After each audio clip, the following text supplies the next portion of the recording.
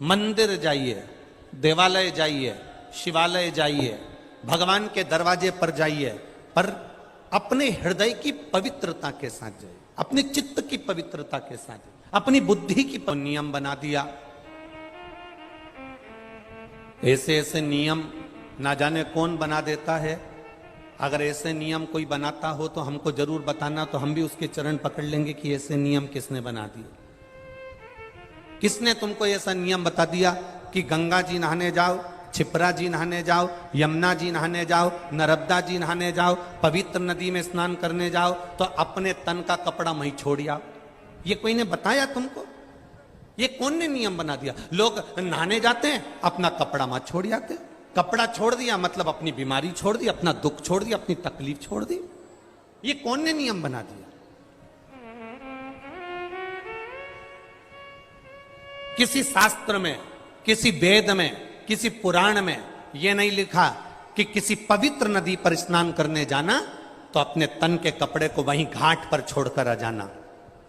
अपने तन के कपड़े को अपने उस घाट पर छोड़कर आ जाना, यह किसी वेद और शास्त्र और पुराण में नहीं लिखा। किसी सरोवर में स्नान करने जाओ तो घाट पर अपने कपड़े छोड़कर आ जाओ। वो कपड़े में स्नान करने गए, कार्तिक का स्नान करने गए, पूर्णिमा का स्नान करने गए, तुम्हारे तन का कपड़ा तुम वहां पटक कर आ गए। वो कपड़ा दूसरे लोग नहा रहे थे, पांव में आ रहा है, लोगों को तुम्हारा कपड़ा छुआ जा रहा है, उससे तुमको दोष लगेगा। इसलिए जिस सरोवर में, तालाब में, गंगा में, यमुना में, सरयू में, सरस्वती में, नर्मदा में, जिस पवित्र नदी में, जिस पवित्र सरोवर में, जिस पवित्र कुंड में तुम स्नान करो, उस कुंड की मर्यादा का ध्यान रखो कि हम उसको गंदा ना करें, क्योंकि इसमें 33 कोटि देवी देवता आकर स्नान करते हैं और हम भी स्नान कर रहे हैं, तो इसको शुद्ध रखा जाए। इसकी शुद्धता का ध्यान दिया।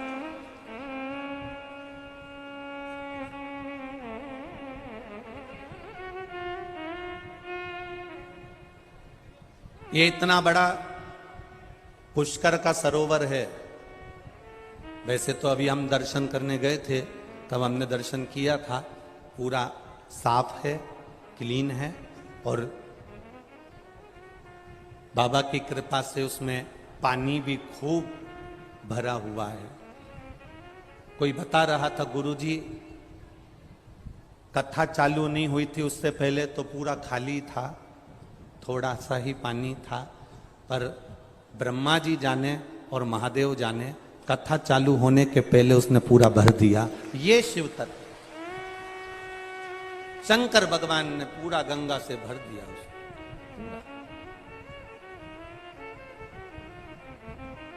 अब हम जब स्नान करने जाएं, पवित्र होना चाहिए हमारा सरोवर, हमारा तालाब, हमारी नदी, हमारे कुंड स्वच्छ रहे। और यही देख के तो हमने जो निर्माल्य विसर्जन लोग रथ चला रहे हैं, ये इसी के कारण तो चला रहे हैं कि हमारी नदियां पवित्र रहे, सरोवर पवित्र रहे, बावड़ियां पवित्र रहे, उसमें गंदगी ना जाए। जल है तो हमारा कल है, जल नहीं होगा तो हमारा कल नहीं होगा, फिर हम कैसे अपने जीवन को जी पाएंगे? विचार करें। स्वच्छता का भाव रखिए, निर्मलता का ध्यान रखिए, और भगवान से जब तुम लाड लड़ाने के लिए जाओ, बहुत बहुत सुंदर बात है, बहुत स्मरणीय आनंदमय बात है। हम कहेंगे जब तुम देव अधिदेव महादेव से लाड लड़ाने के लिए जाओ, तुम शंकर भगवान से प्रार्थना करने के लिए जाओ, तुम शिव जी से विनती करने के लिए जाओ, तब तुम्हारे हृदय की पवित्रता का भाव का ध्यान रख कर जाना। भगवान शंकर से अपने हृदय से, अपने दिल से, उससे दिल की बात कहने के लिए जाना। दिखावे से शिव कभी प्रसन्न नहीं हुए, दिखावे से भगवान शंकर कभी प्रसन्न नहीं होते। दिल से जाइए।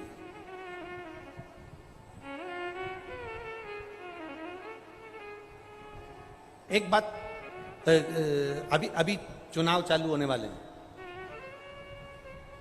अरे बोलो तो, लोग चिल्ला चिल्ला के कहेंगे भैया तुम संघर्ष करो। बोलो, हमने तो नहीं बोला, तुमने कितनी जल्दी बोला, हम तुम्हारे साथ। फिर कोई ने चिल्लाया, भैया तुम संघर्ष करो, हम तुम्हारे साथ हैं। अब लोगों को बुरा लग सकता है हमारी बात से, लग जाए तो लग जाए, दूसरी बार मत बुलाना कथा करने, उसमें कोई टेंशन वाला विषय नहीं।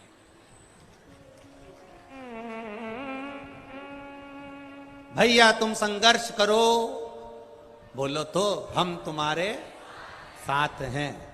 ईमानदारी से बोलना। अगर जितने वो भैया के साथ हैं और वो बोल रहे हैं भैया तुम संघर्ष करो हम तुम्हारे साथ हैं, अगर उतने भी इनके साथ होते ना तो संघर्ष की जरूरत ही नहीं पड़ती। संघर्ष की जरूरत कब पड़ती है? जब साथ वाला भी साथ नहीं देता, तब संघर्ष की जरूरत पड़ती। अब जो कह रहे हैं भैया तुम संघर्ष करो हम तुम्हारे साथ हैं, अब ईमानदारी से बोला जाए तो ये जो चिल्ला रहे हैं हम तुम्हारे साथ हैं, अगर इतने भी साथ होते और दिल से साथ होते तो ऐसा कोई युद्ध नहीं जो जीत करना आ जाते। बस संघर्ष तब होता है जब अपने साथ छोड़ देते हैं। संघर्ष जब होता है जब अपना साथ छोड़ देता है। संघर्ष के समय पर लोग कहते हैं भैया तुम संघर्ष करो हम तुम्हारे साथ हैं। अगर मालूम पड़े अबे भैया के ऊपर थोड़ा सा तकलीफ आ जाए तो जितने साथ हैं सब अपने कमरे से बाहर नहीं निकलेंगे, फिर भैया अकेले लटक रहे।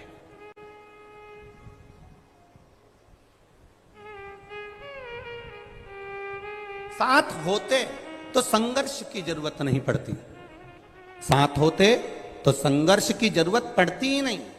साथ नहीं है ना, इसलिए संघर्ष की जरूरत पड़ती।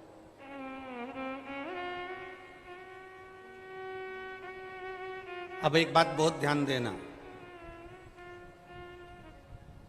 सत्ता, वैभव, लक्ष्मी, धन, प्रतिष्ठा, नाम, इज्जत, शोहरत पाने के लिए संघर्ष करना पड़ता है, पर भगवान का चरण पाने के लिए कोई संघर्ष की जरूरत नहीं। उसके चरणों में पहुंच जाओ, वो प्राप्त हो जाए। नाम कमाने के लिए संघर्ष करना पड़ेगा, वैभव कमाने के लिए संघर्ष करना पड़ेगा, सत्ता कमाने के लिए संघर्ष करना पड़ेगा, सब कुछ करने के लिए संघर्ष करना पड़ेगा। पर एक बार जो भगवान का हो गया, एक बार जो परमात्मा का हो गया, एक बार जो महादेव का हो गया, जो भगवान के मंदिर में परमात्मा के चरणारविंद में जिसने जाना चालू कर दिया, उसको संघर्ष की जरूरत नहीं पड़ती है। जब मेरा महादेव हाथ पकड़ता है तो कीचड़ में से भी निकाल कर ऊपर कर देता है। वो देव अधिदेव महा पकड़ कर बाहर कर देता। वो गंगा देव अधिदेव महादेव का जब हम प्रतिदिन जल चढ़ाकर स्पर्श करते हैं, वो गंगा का जल हमको आप रूप पवित्रता प्रदान कर दे। आप रूप पवित्रता। अभी आपको कथा के प्रारंभ में कहा कि हम जब भगवान के मंदिर में जाएं तो पवित्रता का भाव रखें।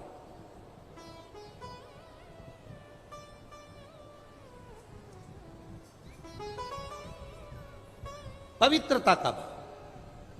मंदिर में पहुंचे तो हमारे भीतर चित्त की, हृदय की, बुद्धि की पवित्रता भी होना चाहिए।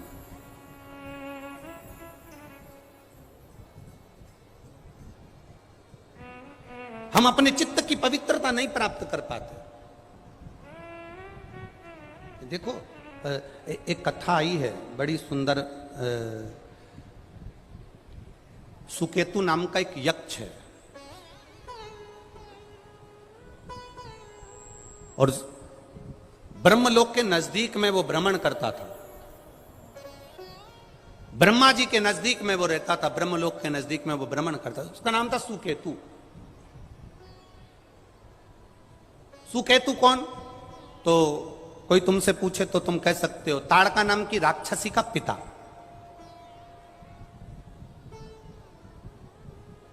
यक्ष है, भ्रमण कर रहा है, ब्रह्मलोक के आसपास में घूमता रहता है, भ्रमण करता रहता है। अब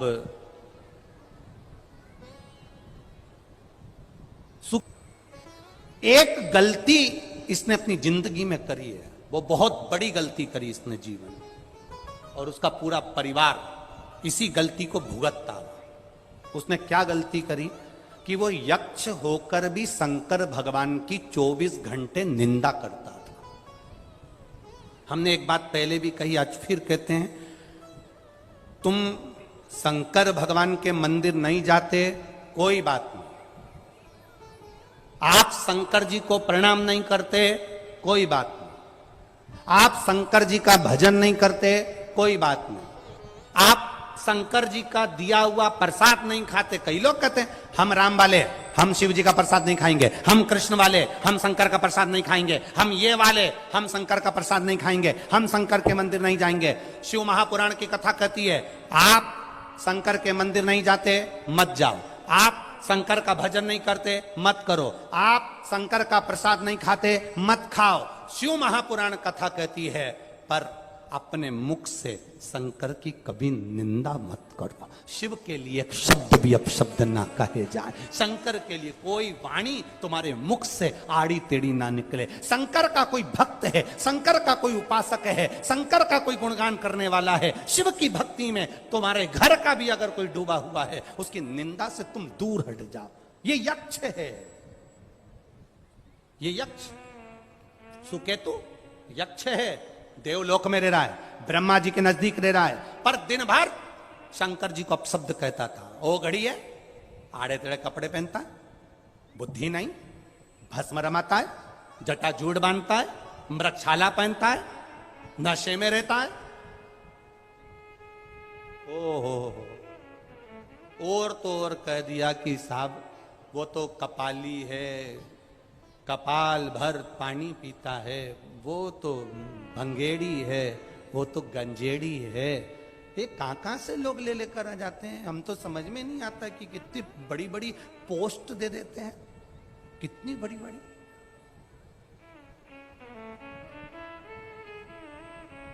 मेरा आप सबसे निवेदन है, तुम्हारे घर के लोग भी अगर कहीं शंकर की अगर निंदा करें ना, तो उधर से उठ के चले जाना, या तो सटीक जवाब देना, या तो बिल्कुल पक्का जवाब दो, नहीं तो उठकर निकल जाओ वहां से। हम नहीं दे रहे ना जवाब, चलो यहां से। शिव निंदा नहीं सुनेंगे। नारद जी ने शंकर जी की निंदा करी थी, भगवान विष्णु के पास जाकर कह दिया था। भगवान नारायण के पास जाकर कहा, मैंने कामदेव को जीता है। शंकर भगवान तो कामदेव को भी नहीं जीत पाए। इतनी सी निंदा केवल देव ऋषि नारद ने करी थी, और देव ऋषि नारद को बंदर का मुंह लगा था। देव ऋषि नारद तो निंदा कर कर चले गए, पर भगवान विष्णु की आंख में से आंसू बहने लगे। मेरा नारायण रो रहा है, मेरे भगवान विष्णु रो रहे। लक्ष्मी जी ने पूछा, तुम रो क्यों रहे हो, क्या गया तुम्हें, किस लिए रो रहे हो तुम रो क्यों रहे हो? भगवान विष्णु ने कहा, देव ऋषि नारद तो निंदा कर कर चले गए, पर निंदा मैंने सुनी है। निंदा करने वाले से ज्यादा पाप, बोलो बोलो जम के, निंदा सुनने वाले को लगता है। मैंने शंकर जी की निंदा सुन ली है, मेरी दशा बिगड़ जाएगी। क्या दशा बिगड़ जाएगी? लक्ष्मी जी कह रही हैं, तुम नारायण हो, क्या तुम्हारी दशा बिगड़ेगी? भगवान कह रहे हैं, शंकर की निंदा सुनने वाला और करने वाला, ये दोनों पशु की अवस्था ले लेते हैं। ओहो, आप नारायण, आपको पशु का मुख लगेगा, हो ही नहीं सकता। और हुआ। लक्ष्मी जी ने ही भगवान विष्णु को श्राप दिया कि तुम घोड़े जैसे हंसे हो तो तुम्हें घोड़े का मुंह लगेगा, क्योंकि इसी कान से तुमने निंदा सुनी थी, तो घोड़े जैसे कान तुम्हारे लगना चाहिए। श्राप लगा भगवान विष्णु को। हयग्रीव अवतार हुआ भगवान विष्णु का, घोड़े का मुंह लगकर। केवल एक शंकर भगवान की निंदा सुन ली तो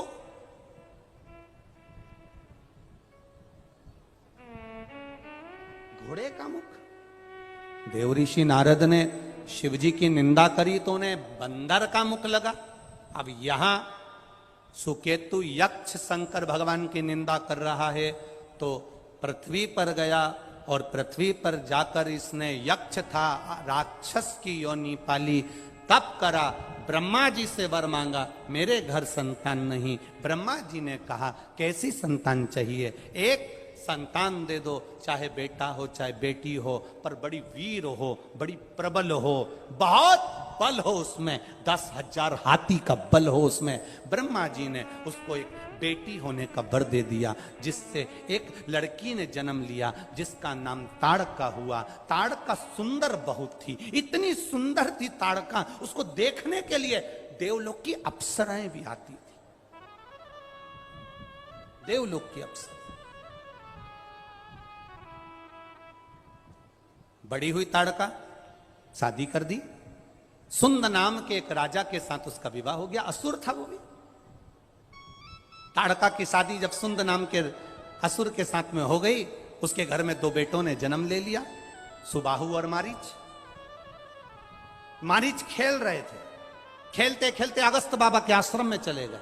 अगस्त ऋषि के आश्रम में पेड़ों को तोड़ा, सामानों को तोड़ा और सब कुछ नष्ट करने लगे। अगस्त ऋषि को क्रोध आ गया, इतना चंचल है, इतना क्रोधी है, मैं तुझे श्राप देता हूं, तू राक्षस हो जैसी हरकत कर रहा है, सुंदर है, कुरूप हो जा। कुरूप कर दिया। मालूम पड़ा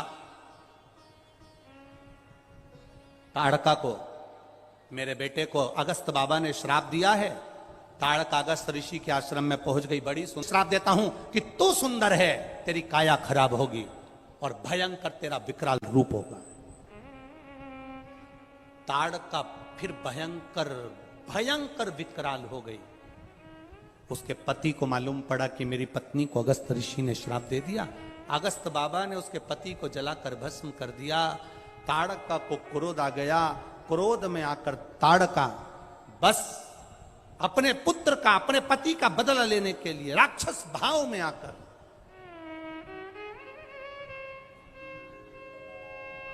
बार बार अगस्त ऋषि के ऊपर प्रहार कर देता। एक शिव की निंदा। दुनिया के लोगों को अभी तो सरल लगती है कि हमने तो कह दिया, हमने तो निंदा कर दी। जरा सा फेसबुक चलाया, कोई शंकर के भगत की निंदा करना, शिवालय की निंदा करना, भंगेड़ी कह दिया, गंजेड़ी कह दिया, शंकर की निंदा में लग गए। तुमने जरा सा कमेंट्स कर दिया, हाथ तुम्हारा चला है, कमेंट्स तुमने करा है, भोगना बड़ा मुश्किल से पड़ता है। लड़ाई होती है ना,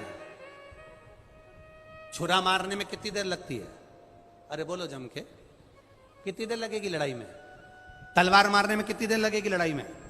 लड़ाई होती है, छुरा मारने में 5 मिनट, 10 मिनट, 15 मिनट लगते हैं। अंदर गए, तलवार लाए, घोप दी, छुरा लाए, घोप दिया, गुप्ती लाए, घोप दिया। मारने में तो 5-10 मिनट लगे। अब मारने में 10 मिनट लगे और भुगतने में 8 साल 5 साल तो अदालत में केस चलता रहे, थाने में पड़े रहो, फिर केस का निर्णय आता है, फिर 5-10 साल और भुगतो। 10 मिनट क्रोध आया और तुमने चक्कू मारा और 10 मिनट के चक्कर में 10 साल जेल में पड़े रहना पड़ा। भोगना लंबा पड़ता है। तुमने निंदा कर कर बोला तो थोड़ा सा, जरा सा, कमेंट्स तो जरा सा, बोले तो जरा सा, अपशब्द कहा तो जरा सा, निंदा करी तो जरा सी। तैयारी करना, 5 मिनट की निंदा करी है, ना जाने कितने साल भोगना पड़ सकता है, उस पर थोड़ा सा स्मरण करना। चक्कू 10 मिनट मारा और भोगना 10 साल पड़ा। भोगना लंबा पड़ता है, ये समय कटता नहीं, फिर भुगतता, फिर कहता है मैंने कौन सा पाप करा, मैंने तो सबका भला करा था, मैंने तो सबका अच्छा करा था, मेरा बुरा क्यों हो रहा है, मैंने जिंदगी भर लोगों का अच्छा। अब सोचो कि क्यों हो रहा है, कारण क्या है? मत बुरे कर्म कर वरना पछताएगा, भगवान की आंखों से तू बच नहीं पाएगा, तू बच नहीं पाएगा। अरे ओ अज्ञानी मत करना